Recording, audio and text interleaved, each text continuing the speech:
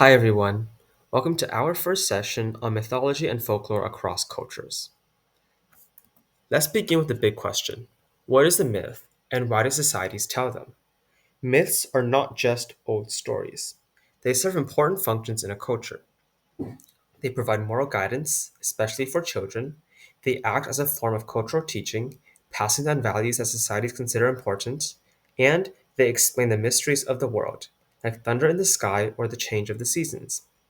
Even today, myths still matter. They might not explain natural science for us anymore, but they still reflect timeless human struggles and values, giving us insight into how people have always tried to make sense of life. Most myths share some common features. They often include archetypes, universal character types that show up across the world, and tropes, the recurring situations or story patterns that we instantly recognize. Let's go through a few examples together. First, there's the trickster. This is the clever, mischievous character who bends the rules. You might think of Loki from Norse mythology, Anansi, the spider from West Africa, or Coyote in Native American stories. The trope connected to the trickster is usually about outsmarting someone stronger, winning with brains instead of brute force. Then we have the wise elder. This character is the one who offers wisdom, foresight, or prophecy. Think of Tiresias in Greek myths, or the wise elder in many African folktales. Their stories often use the trope of the prophecy, a vision or riddle that sets the whole plot in motion. Another common figure is the ruler of a domain. This is the god or spirit who governs a particular space, whether that's the sea, the underworld, or the harvest. Poseidon rules the sea, Hades the underworld, Inari in Japan the rice fields. Their stories often use the trope of guardianship of a realm, where the ruler either protects their world or blocks outsiders from entering. And of course, there's the hero. Heroes are tested through trials, called to adventure, and forced to prove themselves. Hercules, King Arthur, Gilgamesh. Heroes appear everywhere.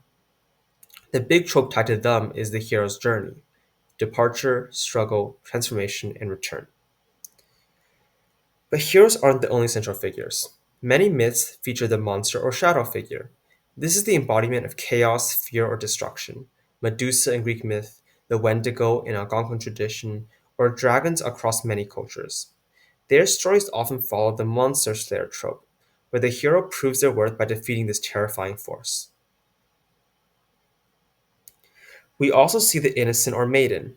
This archetype often represents purity, vulnerability, or transition into adulthood. Persephone in Greek mythology, Psyche in Roman tales, or even Snow White in later folklore fit this type.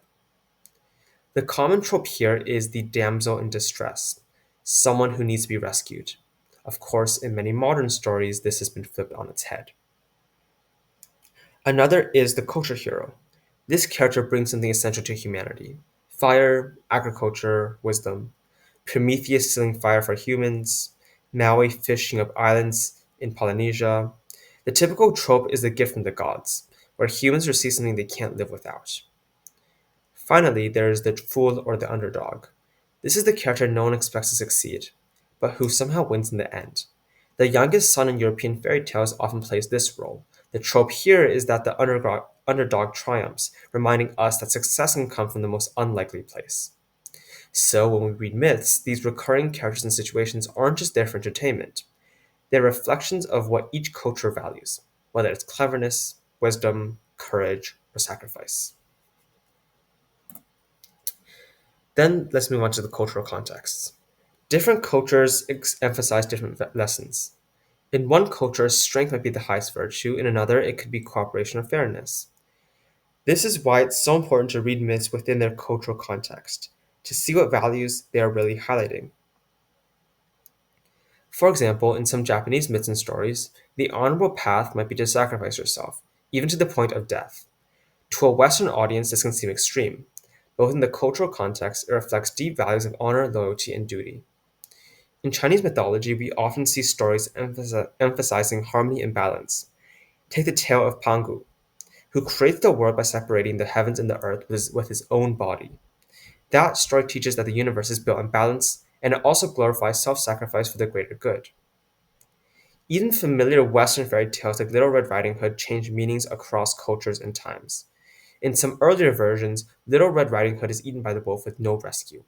It's a stark warning to obey your parents.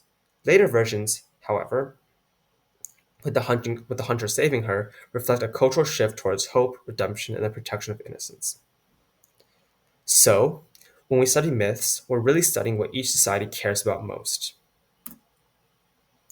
Now, let's look at our first story, the Greek myth of Persephone and Demeter. If you haven't read it yet, pause the video now, read the story, and come back when you're ready. This myth explains the changing of the seasons. Persephone's time in the underworld brings winter, and her return brings spring. But it's also about family bonds, particularly the love between a mother and daughter and the grief of separation. The story captures something universal, the pain of losing someone you love and the joy of reunion. It also models the idea of compromise. Zeus negotiates between Hades and Demeter, and Persephone must live in two worlds. This mirrors the Greek worldview that life often requires balance and negotiation rather than complete victory. We also see archetypes at work here. Demeter as the mother, nurturing, protective, but also relentless in her grief, showing the power of maternal love. Persephone as the maiden, representing innocence, growth, and transition into adulthood. And finally, Hades as the ruler of a domain, not evil in the modern sense, but the strict, inescapable authority of death and the underworld. And the tropes.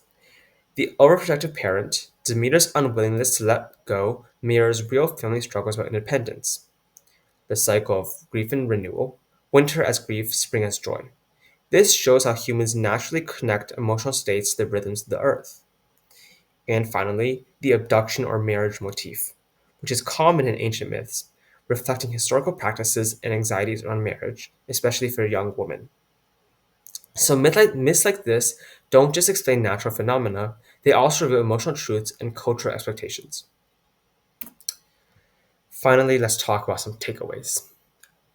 To sum up, myths are moral maps, guiding values and behavior.